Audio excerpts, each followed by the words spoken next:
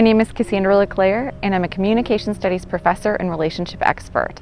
My PhD focused on interpersonal and family communication, and I'm here to tell you 5 ways that anyone can achieve a greater level of emotional intelligence. One way that we can all work to improve our emotional intelligence is by having greater interpersonal awareness. Think about your personality traits. What are your strengths? What are your weaknesses?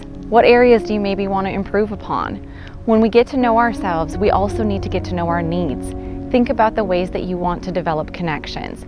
Use your interpersonal awareness to grow and foster deeper connections in all of your relationships.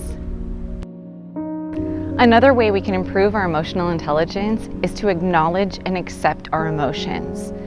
All emotions are healthy, even ones you're maybe not comfortable with. So one thing that you can do is think about what you're feeling and try to trace where that feeling comes from. Recognize your triggers and know the times and the places where maybe your emotions are more difficult for you to manage and acknowledge.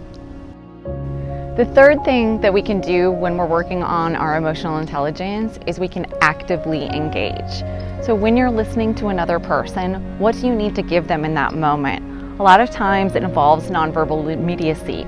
Nodding, smiling, leaning in. Make sure that when you're listening, you're also responding and not reacting. Sit with that initial reaction, breathe if you have to, and then give a response that shows someone that you see them, that you hear them, and that you value what they're saying. The fourth thing that we can all do to improve our emotional intelligence is remember to recenter. So what do I mean by that? We all have to do things to protect our emotional energy and do things that keep us emotionally healthy.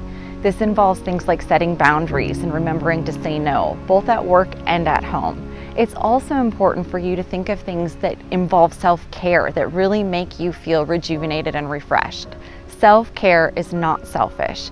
Things like journaling, being mindful, meditation, all of those can give back to yourself and help you feel more emotionally strong. The final thing that we can do to improve our emotional intelligence is to cultivate compassion. Emotional intelligence is more than just your brain, it's your heart. So we need to remember to be kind to others. We are all going through something and we each have different lived experiences. So choose kindness, have empathy, and show compassion.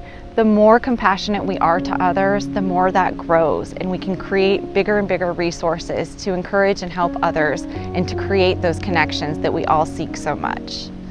Again, my name is Cassandra LeClair, and these were my 5 tips for how I think we can all improve our emotional intelligence. I hope that you're able to employ some of these in your daily life and that your connections grow deeper and deeper through your own communication.